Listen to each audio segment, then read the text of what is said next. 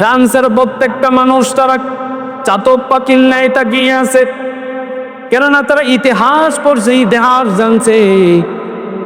যে ব্যক্তিটা আসতেছে, যার লাশ আসতেছে, সে ওই সময় বড় একজন লিডার ছিল, নেতা ছিল। এমন একটা নেতা নিজেই খোদা দাবি করে নিয়েছিল এবং ক্ষমতা স্থাপন করেছিল। তার উপরে কেউ কোনো কথা বলতে পারত না।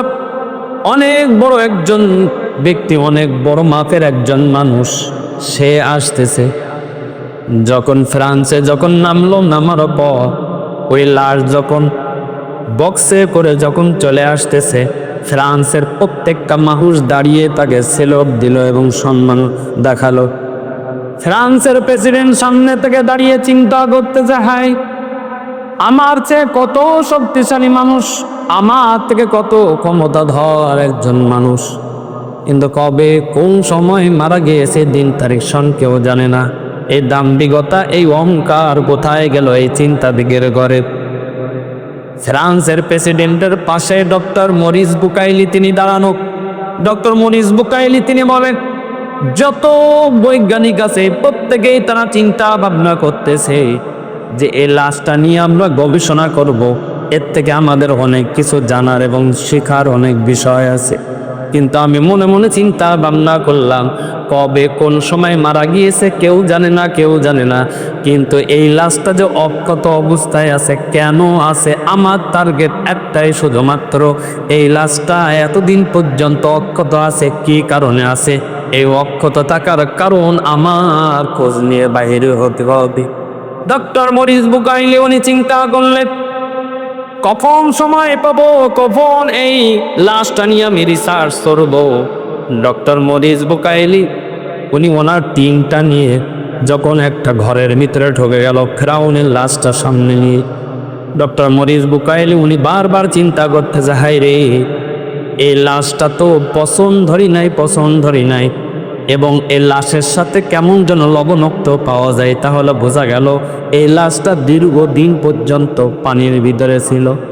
ডক্টর মরিস বুকাইলি তিনি বলেন, আমার মাথার ভিতরে আসতেছে না, এতদিন পর্যন্ত পানির ভিতরে ছিল, কোনো মাছ, কোনো প্রাণী এই লাশটাকে স্পর্শ করি নাই, খাই নাই, আক্রমণ করি নাই, কেন করলো না? লাশও বসল না কেন? আমার মনের ভিতরে কৌতূহল বারবার জাগে, কেননা এই লাশের ভিতরে কি বিশেষত্ব আছে এটা আমার জানতে হবে। মিশর থেকে এই লাশ নিয়ে আসার একটাই তো উদ্দেশ্য, আমরা এইটা নিয়ে গবেষণা করব, গবেষণা করে উন্নত প্রযুক্তি আমরা ট্রিটমেন্ট বাহির করব, এইটা আমাদের কাছে সব থেকে বড় পুঁজি হয়ে দাঁড়াবে। ডক্টর মরিস বুকাইলি তিনি বলেন, আমি বড় পেরেশান। হঠাৎ করে আমার একজন কলিগ তিনি আমাকে ডাক দিয়ে বলে, তোমার ভিতরে এত পেরেশান কেন? আমি তো জানতে চাই। ডক্টর মরিস বুকাইলি বলল, এই যে লাশ কবে বলল, কোথায় পাওয়া গেল, কিভাবে পাওয়া গেল, এর ডিটেলস যদি আমি জানতাম তাহলে মনের ভিতরে একটা তৃপ্তি পাইতাম। কেমন যেন আমার কাছে কেমন ধোঁয়াশা মতন মনে হয়। ডক্টর মরিস বুকাইলের কলিগ তিনি বললেন, আমি যতটুকু জানি, আমি যতটুকু খোঁজ নিয়ে দেখছি, মুসলমানের একটা কিতাব আছে, নাম হলো আল কোরআন। আর এই আল কোরআনের ভিতরে এই ফেরাউনের লাশ সম্পর্কে মুসলমানের রব অনেক আগে মেসেজ দিয়ে দিয়েছে। একটু জোরে বলেন না সুবহানাল্লাহ। ডক্টর মরিস বুকাইলি তিনি তো মুসলমান না খ্রিস্টান। ডক্টর মরিস বুকাইলি চিন্তা করলেন, কি ব্যাপার, এটা কেমনে, কিভাবে সম্ভব? ডক্টর মরিস বুকাইলি তাকে জিজ্ঞাসা করলো, তাহলে এই সম্পর্কে জানতে গেলে তো মুসলমানের কাছে যাইতে হবে, আর মুসলমানের ধর্মীয় গ্রন্থের ভিতরে যখন এইটা নোট করা, তাহলে আমি আগে অন্য ধর্মের গ্রন্থের ভিতরে এই লাশের সম্পর্কে কিছু বলছে কিনা একটু দেখা দরকার। ডক্টর মরিস বুকাইলি তিনি বলেন, আমি বাইবেল নিলাম, বাইবেল নেওয়ার পর খোঁজ করলাম, গবেষণার ভিতরে আমি লিপ্ত হয়ে গেলাম। গবেষণা করতে এক পর্যায়ে দেখি এই বাইবেলের ভিতরে লেখা মুসা আলাইহিস সালাতু ওয়াস সালাম এবং এই ফেরাউন মুসা আলাইহিস সালাতু ওয়াস সালামকে তাড়া করলেন। ফেরাউন মুসা আলাইহিস সালাতু ওয়াস সালামকে তাড়া করার পর যখন দরিয়া সমুদ্রের নিকটে চলে গেল, চলে যাওয়ার পর মূসা পার হয়ে গেল, ফেরাউনরা পানির ভিতরে ঢুকলো, এই পর্যন্ত লেখা। তারপরে আর কোনো নিউজ দেওয়া নাই। লাশ কি হলো, তাদের কি হলো, ওই সম্প্রদায়ের কি হলো, কোনো কিছুই লেখা নাই বাইবেলের ভিতরে। ডক্টর মরিস বুকাইলি বলল, আমার ভিতরে আগ্রহ আরো বেড়ে গেল। কোথায় গেলে পাওয়া যায়, কোথায় গেলে পাওয়া যায়। তাওরাত কিতাব নিল, তাওরাত কিতাব নেওয়ার পর গবেষণা করতে করতে, খোঁজ করতে করতে পেয়ে গেল যে মূসা আলাইহিস সালাম এবং ফেরাউনের ঘটনার ভিতরে পাওয়া যায়। ফেরাউন মূসা আলাইহিস সালামকে তা করলেন। মূসা আলাইহিস সালাম পানির ভিতর দিয়ে রাস্তা হয়ে তিনি বাইর হয়ে চলে গেলেন। আর ফেরাউন এবং তার দল বল যখন পানির ভিতরে গেল, আর পানি এসে তাদেরকে চাপ দিয়ে তাদের প্রত্যেকের হত্যা করে ফেললো, ডুবায় ফেললো, চুপায় ফেললো, প্রত্যেকে মরে গেল, কাফেলার কেউ বেঁচে নাই। এই পর্যন্ত লেখা, কিন্তু লাশের কি হলো বা কি হবে এটা কোনো কিছুই লেখা নয়। ডক্টর মরিস বুকাইলি একা একা ঘরের ভিতরে চিন্তা করতেছে, হায় রে, বাইবেলের ভিতরেও পরিপূর্ণতা কোনো কিছু নাই। তাহলে তাওরাতের ভিতরে দেখলাম, তাওরাতের ভিতরে পরিপূর্ণতা কোনো কিছুই পাওয়া যায় নাই। তাহলে কি করার? তাহলে আমার ওই বন্ধু, আমার ওই কলিগের কথাই শুনতে হবে। আশপাশে খোঁজ নিয়ে দেখছে মুসলিম রাষ্ট্র কোথায়, মুসলমান কোথায়, তার কাছে গেলে এই সম্পর্কে জানা যাবে, কার কাছে গেলে পরিপূর্ণ মেসেজটা পাওয়া যাবে। একজন বলল অমুক জায়গায় একজন ডাক্তার আছে, তিনি হলো ইসলামিক ডাক্তার, মুসলমান ডাক্তার এবং অত্যন্ত ধর্মভীরু একজন ডাক্তার। তার কাছে যদি আপনি যান, হয়তোবা আপনার প্রশ্নের উত্তর আপনি পেয়ে যাবেন। ডক্টর মরিস বুকাইলি তিনি বললেন, আমি চলে গেলাম। যাওয়ার পর ওই মুসলিম ডাক্তারের কাছে গিয়ে বললাম, আমি আপনার কাছে একটা বিষয় জানার জন্য আসছি। আমার মনের ভিতরে একটাই শুধুমাত্র কল্পনা জল্পনা, মিশর থেকে যে একটা লাশ, মমি করা লাশ, ফেরাউনের লাশ, এই যে ফ্রান্সে নিয়ে আসা হলো, এই ফেরাউনের লাশ সম্পর্কে কোরআনের ভিতরে মুসলমানের রব কোনো মেসেজ দিছে কিনা, এটা আপনার জানা আছে কিনা বলেন। এই কথা যখনই বলল, ওই মুসলিম ডাক্তার সঙ্গে সঙ্গে বলল, হ্যাঁ, মুসলমানের তিনি কোরআনের ভিতরে ফেরাউনের শুরু শেষ পর্যন্ত কি হবে, মরার পরে কি হবে, তার লাশ কি হবে, আল্লাহ রাব্বুল আলামিন এই পবিত্র কোরআনের ভিতরে সব কিছু সংরক্ষণ করে রেখে দিয়েছে। ডক্টর মরিস বুকাইলি ওই ডাক্তারকে জিজ্ঞাসা করলেন, আমি একটু আপনার কাছে জানতে চাই কোরআনের ভিতরে এই লাশ সম্পর্কে কি বলা। ডক্টর সঙ্গে সঙ্গে কোরআনের ভিতরে সূরাতুল ইউনূসের 92 নম্বর আয়াত তার সামনে খুলে তেলাওয়াত করে তার সামনে তেলাওয়াত করলেন, ফাল ইয়াউমা নুনাজ্জিকা বিবাদানিকা লিতাকুনা লিমান খালফাকা আয়া ওয়া ইন্না কাসীরাম মিনান নাসি আন আয়াতিনা লাগাফিলুন।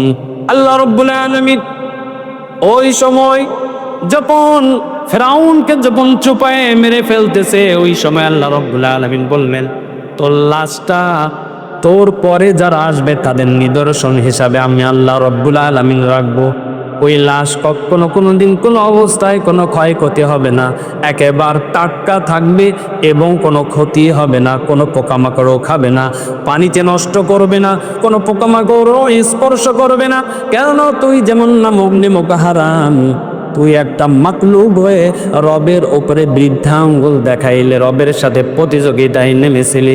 এই জন্য আমি আল্লাহ রব্বুল আলামিন কিয়ামত পর্যন্ত যুগে যুগে যত আমার বান্দা বান্দিরা আসবে, তোর দেখে প্রত্যেকেই শিক্ষা গ্রহণ করবে।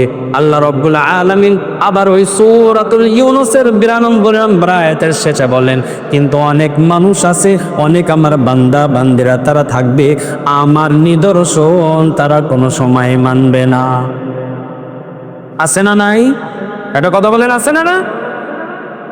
আল্লাহ রাব্বুল আলামিন সূরাতুল ইউনূসের 92 নম্বর আয়াতের ভিতরে নোট করে দিলেন, যখন এই ডক্টর মরিস বুকাইলি এইটাই মেসেজ যখন জানল, উনি তখন চিৎকার মেরে বলল, হায় রে, কোরআনের ভিতরে আল্লাহ রব্বুল আলামিন কত আগেই বলছে, 1400-1500 বছর আগে। আর আমরা এই আধুনিক যুগে এসে 1881 সালে আমরা এই মমি সম্পর্কে জানলাম। কেমনে মমি করা যায়, এই শিক্ষা, এই চিকিৎসা, এই বিজ্ঞান, এটা 1881 সালে এটা উৎপত্ত হলো।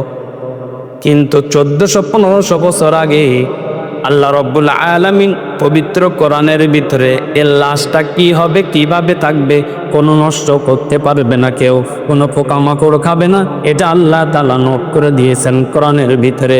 আর এটা বাস্তব এসে আমি যখন দেখলাম, আমার বোঝা হয়ে গিয়েছে পবিত্র কোরআন সত্য, মুসলমানের ধর্ম সত্য, তার রব সত্য, মুসলমানের নবী সত্য। সুতরাং আমি এই বামরাম ইহুদি নাসারা বেঈমানের ধর্মের ভিতরে থাকবো না। আমি মরিচ বুকাইলে এখনই আমি ইসলামের শীতল ছায় চলে যেতে চাই। আমি এখনই কালিমা পড়ে মুসলমান হতে চাই।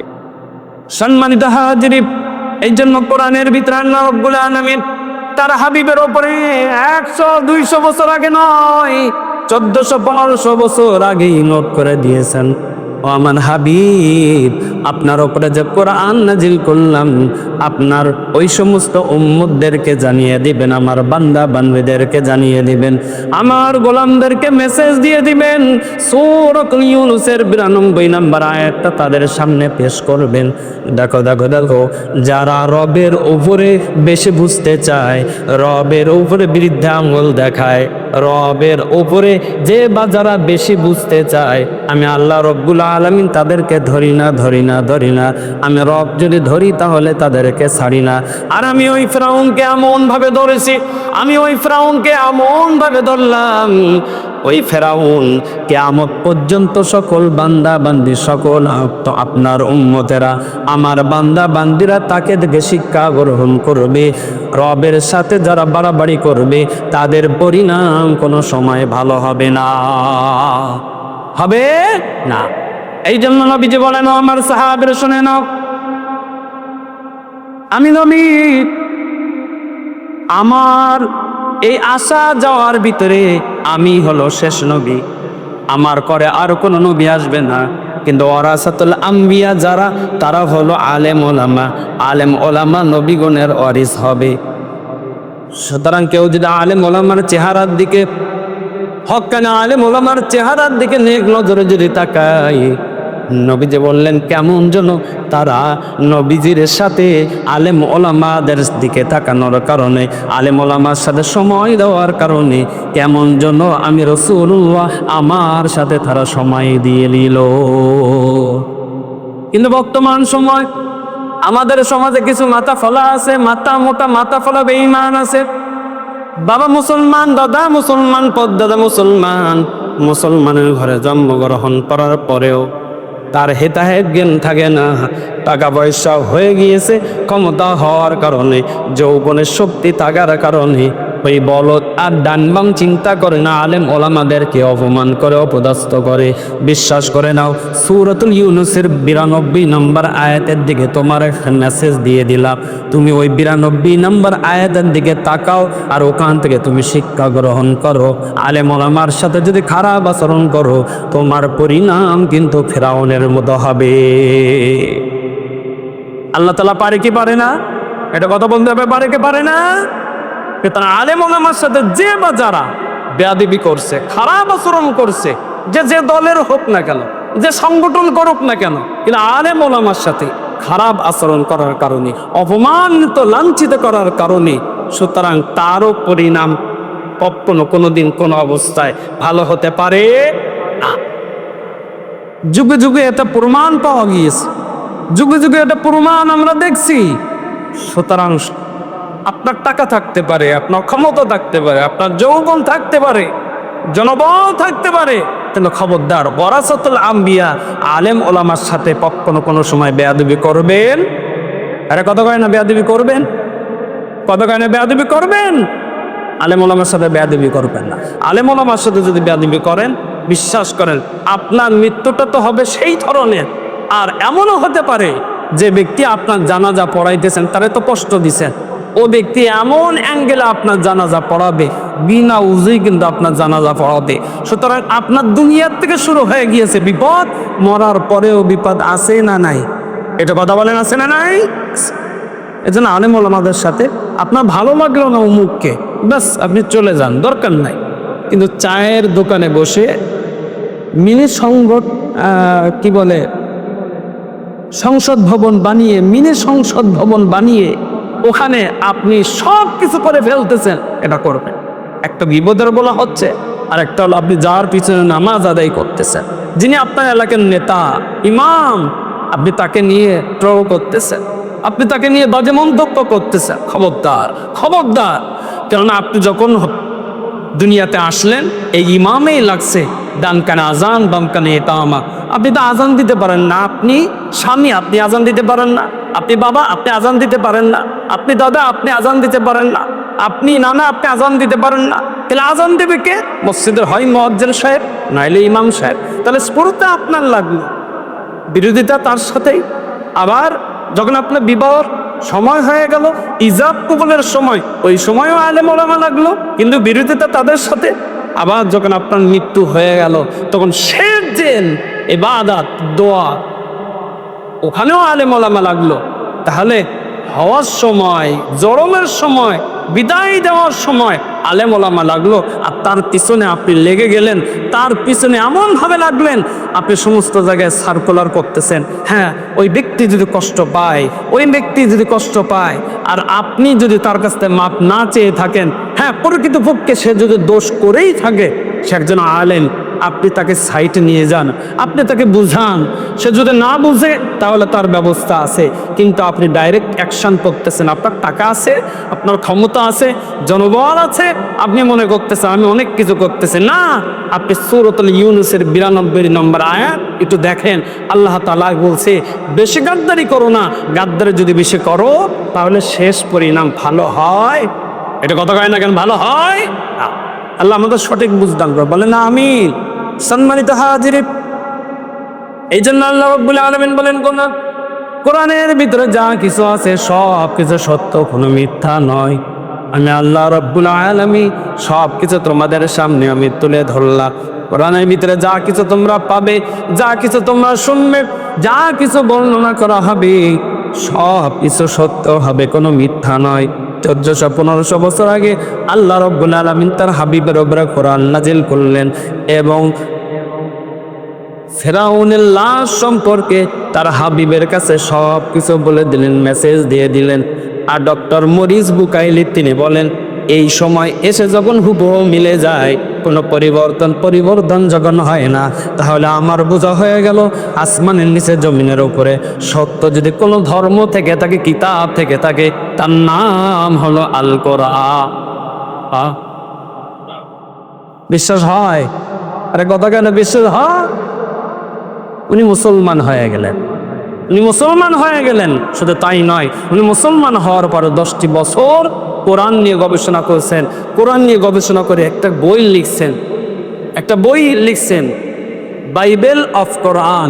এই বাইবেল কি আছে, কোরআনের ভিতরে কি আছে, আল্লাহ তাআলা বাইবেলের সাথে কোরআনের কি সম্পর্ক রাখছে, বর্তমান বিজ্ঞানের সাথে কোরআনের কি সম্পর্ক আল্লাহ তাআলা দিয়ে দিয়েছেন, সুন্দর করে দিয়ে দিয়েছে। সুতরাং এই কোরআন যদি আপনি আমি ধরি, কোরআনটা যদি আপনি আমি বুকে ধারণ করি, বিশ্বাস করেন আপনার চলাফেরা, ওঠা বসা, বিবাহ সাথী, লেনদেন সব কিছু সুন্দর হয়ে যাবে। কিন্তু আপনি কোরআনের যদি বিরোধিতা করেন, আলেম ওলামার যদি বিরোধিতা করেন, তাহলে আপনার সময় দিন ভালো যাবে না, এবং শেষ সময়টাও ভালো হতে পারে না। এই জন্য আল্লাহ রাব্বুল আলামিন বলেন যে লিকাল কিতাবু লা রাইবা ফিহি হুদাল লিল মুত্তাকিন। এই কিতাবের ভিতরে যা কিছু আছে সব সত্য, কোনো মিথ্যা নয়। মিথ্যার কোনো সন্দেহের কোনো অবকাশ নাই, মিথ্যা তো নাই, সন্দেহের কোনো অবকাশ নাই। সুতরাং আমি তোমাদেরকে ঘোষণা দিয়ে দিলাম, আমি তোমাদেরকে মেসেজ দিয়ে দিলাম, এই কোরআন নিয়ে তোমরা কেউ কোনোদিন কোনো অবস্থায় বাড়াবাড়ি করবে না। কেননা কোরআন নিয়ে যদি বাড়াবাড়ি করো এই পর্যন্ত দেখা গিয়েছে যে বাজারা কোরআন নিয়ে বাড়াবাড়ি করে আল্লাহ তাআলা তাদেরকে ওই কোরআন দ্বারা হেদায়েতের মালা তাদের গলার ভিতরে ঢুকায়া দেয়। বেশি দিন আগের কথা নয়, 1986 সালের ঘটনা, আমাদের এই ভারতের ঘটনা। ডক্টর শহীদ শক্তি স্বরূপ উনি 1986 সালে আমাদের এই সাতক্ষীরায় আব্দুর রাজ্জাক পার্কে আসছিল, সেমিনার হয়েছিল। অনেকে মুরব্বী যারা আছেন হয়তো বা তারা তাকে দেখছেন। ডক্টর শিব শক্তি স্বরূপ উনি একটা কিতাব লিখছেন, আমি কেন মুসলমান হলাম। ডক্টর শিব শক্তি স্বরূপ তিনি বলেন, আমার কাছে কেমন যেন মনে হলো ভারতবর্ষে এত মুসলমান তারা গর্ব করে বলে এই কোরআন সত্য, কোরআন সত্য, ইসলাম ধর্ম সত্য। তারা এত গর্ব করে, আমার কাছে কেমন যেন মনে হলো এই কোরআন সম্পর্কে আমার একটু রিসার্চ করা দরকার। ডক্টর শিব শক্তি স্বরূপ তিনি বলেন, আসমানি কিতাব তো বড় বড় আসমানি কিতাব চারখানা, তাওরাত, জাবুর, ইনজিল, কোরআন, আর আমি 12টা ভাষা সম্পর্কে আমার জ্ঞান, আমার ভিতরে এলেম আছে 12টা ভাষা সম্পর্কে। সুতরাং সর্বপ্রথম আমি চিন্তা করলাম আমি গোপনে এই আসমানি কিতাবের প্রথম 3টা তাওরাত, জাবুর, ইনজিল, এই 3টা কিতাব আমি একটু গবেষণা করব। এই 3টা গবেষণা করার পর যদি কোনো ভুল পাই, তারপরে 4th নাম্বার কোরআনের ভিতরে গবেষণা করব। আর কোরআনের ভিতরে যদি আমি ভুল পাই, তাহলে ভারতবর্ষ থেকে সর্বপ্রথম এই মুসলমানদেরকে নিধন করার জন্য আমার থেকে সর্বপ্রথম মিশন শুরু হয়ে যাবে। যেমন এখন বর্তমান সময় ভারতে একটাই মিশন শুরু হয়ে গিয়েছে, তারাই বলে ভারতবর্ষে যারা থাকবে তারা কেউ সেজদা দিতে পারবে না। ভারতবর্ষে যারা থাকবে, যারা থাকতে চায়, তাদের একটাই স্লোগান হবে জয় শ্রীরাম। জয় শ্রীরাম ছাড়া কোনো আল্লাহ রসুলের কথা বলা যাবে না, ইবাদত করা যাবে না, গোলামি করা যাবে না, সেজদা দেওয়া যাবে না। এই ভারতবর্ষে থাকতে গেলে জয় শ্রীরাম তাদের বলতে হবে। ডক্টর শিব শক্তি স্বরূপ উনি চিন্তা করলেন, কোরআনের ভিতরে যদি আমি ভুল পাই, তাহলে আমি সর্বপ্রথম মুসলমানদেরকে নিধন করব। অনেক লম্বা ঘটনা, আমি কাটছাট করে আমি মূল মেসেজটা আপনাদের সামনে দিতে চাই। ডক্টর শিব শক্তি স্বরূপ সর্বপ্রথম তাওরাত কিতাব নিলেন। ওই সময়ে 1986 সালে তাওরাত একটা কিতাব নিলেন। ওখান থেকে 800 বছর আগের যে তাওরাত, ওই তাওরাত নিলেন, কেউ কিন্তু জানে না। কেননা ওনার নিজস্ব একটা ঘর আছে যেখানে গবেষণা করে। ওই জায়গা ওনার বিপিকেও যাওয়া নিষেধ, ওনার একটা কন্যা সন্তান আছে তারও যাওয়া নিষেধ, এবং নিকটস্থ কাছের মানুষ কেউ ওই ঘরের ভিতরে যাইতে পারে না, ওনার নিষেধ। উনি গোপনে বর্তমান সময় তাওরাত 100 বছর আগের তাওরাত নিয়ে উনি যখন মিলাইলেন, কেননা 12টা ভাষা সম্পর্কে ওনার জ্ঞান, উনি তাওরাতের ভাষা জানতেন। তাওরাত যখন দেখলো, লক্ষ্য করে দেখে বর্তমান সময় তাওরাত আর 100 বছর আগে তাওরাতের ভিতরে কোনো মিল নাই। কি নাই ভাই, কত না কি নাই? ডক্টর শিব শক্তি স্বরূপ এবার চিন্তা করতেছে, দেখো এটাও তো আসমানি কিতাব। কেননা তারা ভারতবর্ষে লক্ষ লক্ষ মানুষ তাকে দেবতা ভগবান হিসেবে মানে। লেখাপড়া করনেওয়ালা একজন মানুষ। এই বর্তমান সময় যারা পাদ্রে বুগু এদের তো কোনো লেখাপড়া নাই, কিন্তু তারা আগে লেখাপড়া করছে। তারা ইসলাম সম্পর্কে, তাদের ধর্ম সম্পর্কে, ধর্ম সম্পর্কে তাদের জ্ঞান ছিল। তারা রিসার্চ করতো, দুর্বল পয়েন্ট কোথায়, কোথায় আঘাত করলে, কোন ইমোশনাল কথা বললে ওই ধর্ম থেকে আমাদের ধর্ম চলে আসবে, এই মিশন তাদের ভিতরে ছিল, লেখাপড়া ছিল। আর এখন তো বর্তমান সরকারে বুকু তাছাড়া আর কিছুই নাই। ডক্টর শিব শক্তি স্বরূপ তখন তার ভিতরে একটা আগ্রহ চলে আসলো। আসমানি 4টি কিতাবের ভিতরে এই তাওরাত কিতাবের ভিতরে বর্তমান সময় 100 বছর আগের কিতাবের ভিতরে কোনো মিল নাই। তাহলে ধর্মের ভিতরে ভেজাল। তাহলে আমার ভিতরে একটা আগ্রহ চলে আসলো।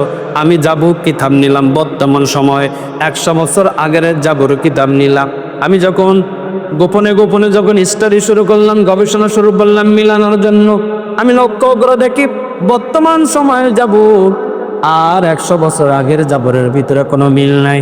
আমার মনের ভিতরে আরো আগ্রহটা আরো বেড়ে গেল। কেননা তাওরাতে মিল নাই, জাবুরে মিল নাই। তাহলে দেখে ইনজিলের ভিতরে কি খবর। ইনজিল কিতাব নিল বর্তমান সময়, 100 বছর আগের ইনজিল কিতাব নিল। নেওয়ার পর গোপনে গোপনে যখন ওটা মিলানোর জন্য লক্ষ্য করলো, মিলাইতে গেল, লক্ষ্য করে দেখে বর্তমান সময়ের ইনজিল আর 100 বছর আগের ইনজিলের ভিতরে কোনো মিল নাই। ডক্টর শিবশক্তি সুরুজ মনে মনে হাসতেছে আর বলতেছে, তাহলে তাওরাত, জাবুর, ইনজিলে 3টা আসমানি কিতাবের ভিতরে যদি মিল না থাকে, তাহলে আরেকটা আসমানি কিতাব আছে, তার নাম কি? কথা বলে না কেন, তার নাম কি? তাহলে এই 3টা যদি ভেজাল থাকে, তাহলে কোরআনের ভিতরে ওনার টিউরি অনুযায়ী তাহলে ভেজাল থাকার কথা। কেননা ওই 3টাই যখন নেই, তাহলে কোরআনের ভিতরেও ভেজাল থাকবে। ওনার তো মনটা বড় খুশি। উনি বলেন যে আমি এবার কোরআন গবেষণা করব, কোরআনের ভিতরে যখনই ভুল পাবো সর্বপ্রথম আমার মিশন হবে এই ভারতবর্ষ থেকে, হিন্দুস্তান থেকে সকল মুসলমানদেরকে খারেজ করে দেওয়া। ডক্টর শিবশক্তি সুরুজ তিনি বলেন, বর্তমান সময়ের একটা কোরআন নিলাম, আমি 100 বছর আগের কোরআন নেই নাই, আমি অনেক খোঁজ খবর লাগাইলাম, কেননা আমার টার্গেট মুসলমানদেরকে বাস দেওয়া, নিধন করা। আমি 100 বছর আগের কোরআন নিলাম না। আমার কাছে মেসেজ চলে আসছে, গোপন খবর সূত্রে আমি জানতে পারলাম রাশিয়ার জাদুঘরে ওসমান জিন্নুরাইন রাদিয়াল্লাহু তাআলা আনহু, ওনার সময় হাতে লেখা একখানা কোরআন, একখানা কপি ওই জাদুঘরের ভিতরে আছে। ডক্টর শিবশক্তি সুরুজ তিনি বললেন, বর্তমান সময়ে কোরআন নিলাম আর 1400 বছর আগের কোরআন একসাথে মিলানোর জন্য আমার ভিতরে কেমন যেন ছটপটানি শুরু হয়ে গেল। আমি ভিসা লাগাইলাম, আমি চলে যাব রাশিয়ায়। কিসের জন্য যাব কাউকে বললাম না। আমি চলে গেলাম রাশিয়ায়। রাশিয়ার যিনি প্রধানমন্ত্রী আমাকে পেয়ে অনেক খুশি হয়ে গেল, স্বাগত জানাইব। আমি তাকে বললাম, আমি এখানে ভ্রমণ করতে আসি নাই, আমি আপনার জাদুঘরের ভিতরে কয়েকটা দিনের জন্য আমি আসলাম। আমার কাজটা মিটে গেলে আমি চলে যাব, কিন্তু আপনার কাছে আমার একটা রিকোয়েস্ট, সেটা হলো এই যতদিন এই রাশিয়ার জাদুঘরের ভিতরে আমি থাকব, অন্য কেউ এই জাদুঘরের ভিতরে যেন প্রবেশ না করতে পারে। এই কথা বলবো যখন রাশিয়ার প্রেসিডেন্ট বলল, কোনো অসুবিধা নাই, কেননা আপনি ভারতবর্ষের একজন এমন আলেম, এমন রাহেব, এমন পাদ্রী, কেননা লক্ষ লক্ষ মানুষ আপনাকে দেবতা ভগবান হিসাবে মানে। সুতরাং আপনি যে আমার কাছে আসছেন, আমাদের দেশে আসছেন, এটা আমাদের অনেক বড় পাওয়া। যে বদশাহীগাল ডক্টর শিবশক্তি সুরুজ রাশিয়ার জাদুঘরের ভিতরে ঢুকলেন। তিনি বলেন, ওই কিতাবের ভিতরে তিনি লেখেন, আমি কেন মুসলমান হলাম।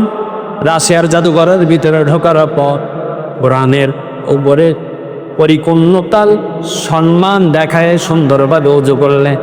এবার খোঁজ করতেছেন কোথায় সে কোরআন পাওয়া যায়, হাতে লেখা কোরআন। 1400 বছর আগে যে কোরআন ডক্টর শিবশক্তি সুরুজ যখন পাইল, তখন ওই কোরআনটা নিল। আর বর্তমান সময়ের কোরআনটা নিয়ে ডক্টর শিবশক্তি সুরুজ এবার আলহামদুলিল্লাহ থেকে মিনাল জিন্নাতে ওয়ান নাস পর্যন্ত রিভাইজ দেওয়া শুরু করে দিল। ডক্টর শিবশক্তি সুরুজ তিনি বলেন, আমি আলহামদুলিল্লাহ থেকে নিয়ে রিভাইজ দিতে দিতে, পড়তে পড়তে, মিলাইতে মিলাইতে মিনাল জিন্নাতি ওয়ান নাস পর্যন্ত কোরআন শেষ করে ফেললাম। খোদার কসম খেয়ে বলি, আমি কোরআনের ভিতরে বিন্দু মাত্র কোনো ভুল পাই না। একটু ধরে বলা যাবে কি আল্লাহু আকবার? ডক্টর শিবশক্তি সুরুজ তিনি বলেন, এটা কেমনে, কিভাবে সম্ভব? তাওরাত, জাবুর, ইনজিল এই 3টা আসমানি কিতাবের বর্তমান সময় আর 100 বছর আগের, তাই তাদের ভিতরে কোনো মিল নাই, সব কিছু বানানো। কিন্তু বর্তমান সময়ের কোরআন আর 1400 বছর আগের কোরআনের ভিতরে হুবহু মিল হলো। তো হলো কেমনে হলো, আমার তো বুঝে আসে না। আমি মনে করলাম আমি তো ক্লান্ত, পরিশ্রান্ত, এই কারণেও হয়তোবা আমার ঘুমের ঝামটা চলে আসছিল, এর ভিতরে হয়তোবা এদিক ওদিক হয়ে গিয়েছে, ভুল তো অবশ্যই হবে। ডক্টর শিবশক্তি সুরুজ আবার উনি বিশ্রাম করে ফ্রি হয়ে, সুন্দর হয়, ফ্রেশ হয়ে আলহামদুলিল্লাহ থেকে মিনাল জিন্নাতি ওয়ান নাস পর্যন্ত আবার রিভাইজ দিলেন। খোদার কসম, কোরআনের ভিতরে বিন্দু মাত্র কোনো ভুল পাই না। ডক্টর শিবশক্তি সুরুজ তিনি বলেন, আমার বুঝ হয়ে গিয়েছে, হ্যারি কোরআনের ভুল ধরার জন্য ভারত থেকে রাশিয়ায় আসলাম, কিন্তু আমার তো বিবেকের তালা খুলে গিয়েছে। যে কিতাব 1400 বছর আগের কিতাব আর বর্তমান সময়ের কিতাবের ভিতরে যদি কোনো পরিবর্তন যদি না হয়, তাহলে আমার বোঝা হয়ে গিয়েছে সত্য যদি কোনো কিতাব থেকে থাকে, সত্য ধর্ম থেকে থাকে, তার নাম হলো ইসলাম। এটা বলা যাবে কি? সুবহানাল্লাহ। সম্মানিত হাজিরিন, ডক্টর শিব শক্তি স্বরূপ মনের ভিতরে ধারণা করে নিয়েছে কাল সকালেই রওনা হয়ে চলে যাব। বাড়িতে যাওয়ার পর আমার বিবিকে বলবো, বিবি আমার, একসাথে সংসার করেছি, তুমি আমার সম্পর্কে জানো, তোমার সম্পর্কে আমি জানি। ও বিবি, রাশিয়ায় গিয়েছিলাম এই কারণে, কিন্তু এইটা হয়েছে, সত্য ধর্ম সন্ধান পেয়ে গিয়েছি। সুতরাং বিবি, আমি তো মুসলমান হতে চাই, তুমি মুসলমান হবা কিনা, এইটা মনের ভিতরে কল্পনা জল্পনা করে উনি ইসলাম স্পষ্টর কারণে উনি ঘুমিয়ে বললেন। হঠাৎ করে ঘুমিয়ে ভিতরে ডক্টর শিব শক্তি স্বরূপ তিনি বলেন, কেন আমি মুসলমান হলাম? এই কিতাবের ভিতরে তিনি লেখেন, আমি স্বপ্নের ভিতরে দেখলাম সুন্দর পাগড়ি পরিহিত একটা মানুষ, হাতে তাসবিহ, নুরানি চেহারা, সুন্দর সাদা দাড়ি, জুব্বা পরা একটা মানুষ আমাকে এসে ডাক দিয়ে বলে, আরে ডাক্তার শিব শক্তি স্বরূপ, সত্য ধর্ম পাওয়ার পরেও, সত্যর পথ পাওয়ার পরেও কেন তুই ঘুমাস, কেন তুই ঘুমাস, কেন রে এখনো মুসলমান হলি না? এখনো তত্ত্ব সময় আছে। দেখ দেখ দেখ, তুই যদি মুসলমান হস, ডাইনে তাকিয়ে দেখ, তোর জন্য রব জান্নাত তৈরি করেছে।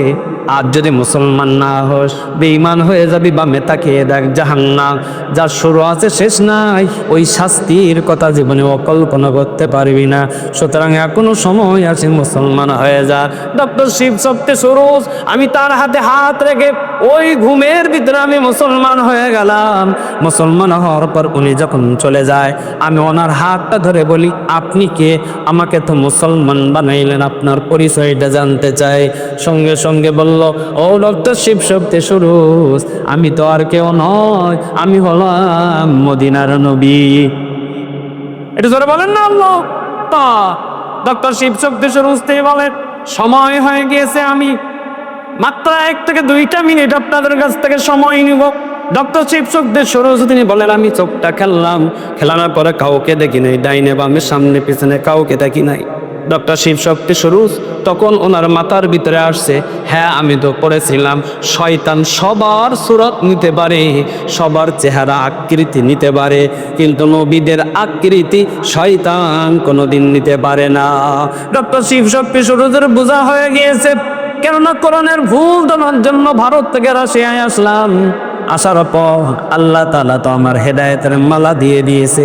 আসলে আমি আমার নবীর হাতে হাত রেখে মুসলমান হয়ে গিয়েছি। এবার ডক্টর শিব 24 রজনী কাঁদে, আর চিন্তা করে হয়নি।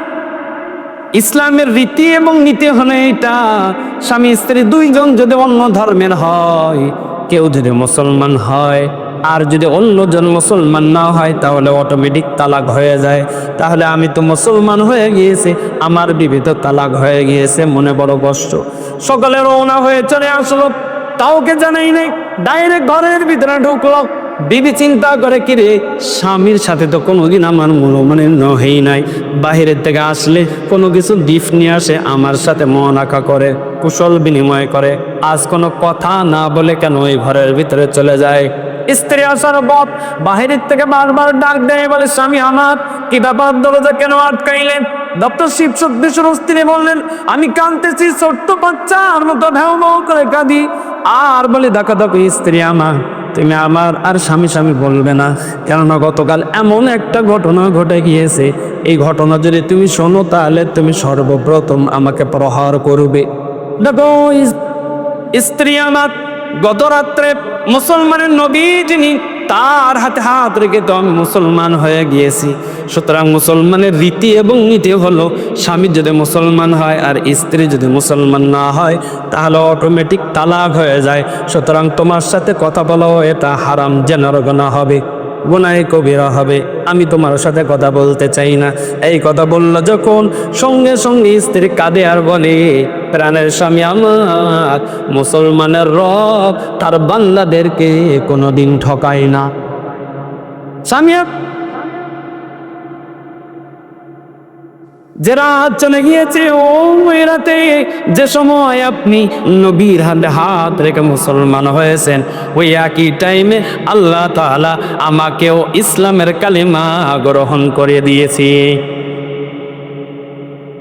দুইজন এক জায়গায় হাই কান্নাকাটি করে, হায় রে আমাদের একটা মেয়ে আছে কলকাতায় ইউনিভার্সিটিতে লেখাপড়া করে, সে তো সাবালিকা, সে তো সব কিছু বোঝে, সে যদি মুসলমান না হয় তাহলে কি অবস্থা। দুইজনে চলে গেল মেয়ের ঘরে, কড়া নাড়া দিয়ে বলে, মা দরজা খোলো, দরজা খোলো। ভিতর থেকে কান্নার আওয়াজ আসে আর বলে, আমাকে মা বলবেন না, মা বলবে না তোমরা, কেননা আমার সাথে গত রাত্রে যে ঘটনা ঘটে গিয়েছে এটা যদি তোমরা শোনো, সর্বপ্রথম আমাকে পিস পিস করে গঙ্গায় ভাসিয়ে দিবে। সুতরাং আমি তোমাদের কোনো সন্তান না। ডক্টর শিবশক্তি সুরজের বুঝতে বাকি নাই, মুসলমানের রব তার বান্দা বান্দিদেরকে ঠকায় না। ঠকা, এই কথা বুঝতে হবে, ঠকা। আমি আমার রবকে যেমন ধারণা করব, রব আমাকে তেমন করবে। আমি যদি রবের ব্যাপারে অন্য ধারণা করি, সব তো রব থেকে হয় না, সব তো আল্লাহর থেকে হয় না, বন্ধুর থেকে হয়। কেন? আরো বন্ধুর থেকে টাকা নিছি, বন্ধু ব্যবসা করে, বন্ধুর থেকে হয়। যে যেমন ধারণা তার তেমন। প্রত্যেকটা মানুষ যদি চিন্তা করে রবের থেকে হয়, রবই করে, আল্লাহ তাআলা তার ওইভাবে কুদরতে ভাবে আল্লাহ তাআলা তার ওইভাবে সকল কাজগুলো সম্পন্ন করে দেয়। সুবহানাল্লাহ। ডাক্তার শিবশক্তি শুরু বললো, মা আমার বোঝা হয়ে গিয়েছে, গতকাল রাত্রে মুসলমানের নবী যিনি মুহাম্মদ রাসূলুল্লাহ সাল্লাল্লাহু আলাইহি ওয়াসাল্লাম, তো তিনি ওনার হাতে হাত রেখে তুই কে মুসলমান হলে কিনা বল। মেয়ে কাঁদে আর বলে, বাবা এই কথা আমি আর মুসলমানের নবী ছাড়া তো কেউ জানে না, স্বপ্নের মাধ্যমে তো মুসলমান হয়ে গিয়েছি, তোমরা জানো কেমনে? সঙ্গে সঙ্গে বলে, মা যে সময় তুই মুসলমান হলি ওই সময় আল্লাহ তাআলা আমাদেরকেও মুসলমান বানিয়ে দিয়েছে। তিনি জমাই বাহির হলো, ভারত সরকার জানতে পারলো, নাগরিকত্ব ক্যান্সেল করে দিল। রিপুজে অবস্থায় 1986 সালে ওনারা এই বাংলাদেশে আসলো। আসার পর ভারতের থেকে বাংলাদেশে আসার পর ঢাকার বাইতুল মুকাররমের উত্তর গেটে উনি ওনার পরিচয় কাউকে না দিয়ে মুসলমান প্রত্যেক মুসলমানের মুসল্লিদের চামড়ার জুতোটা ফ্রিতে কালি করে নিচ্ছে, কালি করে দেয়। কেমনে কিভাবে জানতে পারছে? তার কাছে আসার পর জিজ্ঞাসা করে সাংবাদিক, কি ব্যাপার, আপনার নাম তো ডক্টর শিবশক্তি সুরজ, আপনার ভারতে লক্ষ লক্ষ মানুষ দেবতা হিসাবে মানে, মিলিয়ন বিলিয়ন সম্পদ আপনার ওখানে আছে, আপনি কেন এখানে আসলেন? বাংলাদেশে কেন আসলেন? মুসলমান কেন হলেন? আর আপনার খাওয়া দাওয়া হচ্ছে না, বাড়িতে খাওয়া দাওয়া নাই, কষ্টে জীবন অতিবাহিত করতেছেন, আর কেন বা আপনি জুতা পালিশ করতেছেন? একটু জানতে চাই। ডক্টর শিবশক্তি সুরজ বলল, দেখো ইসলাম ধর্ম গ্রহণ করে যে মজা পেয়েছি, যে মজা পেয়েছি, বিশ্বাস করো দুনিয়ার সকল সম্পদ যদি এক জায়গায় দেওয়া হয়, আর আমি ডক্টর শিবশক্তি সুরজ বর্তমান নাম ইসলামুল হক, আমার কাছে ওই ইসলাম সব থেকে প্রিয়। সুতরাং কোরআনের ভুল ধরতে গিয়ে আমাকে আল্লাহ তাআলা হেদায়েতের মালা দিয়ে দিয়েছে। সুতরাং এই কোরআন এমন একটা কিতাব, এমন একটা কিতাব, হুদাল লিন্নাস ওয়া বাইয়িনাতিম মিনাল হুদা ওয়াল ফুরকান। আল্লাহ তাআলা এই কোরআনের ভিতরে সব কিছু দিয়ে দিয়েছে। চাই আসুন, কোরআনের কোনো ভুল ধারা নয়, কোরআনের নিকটে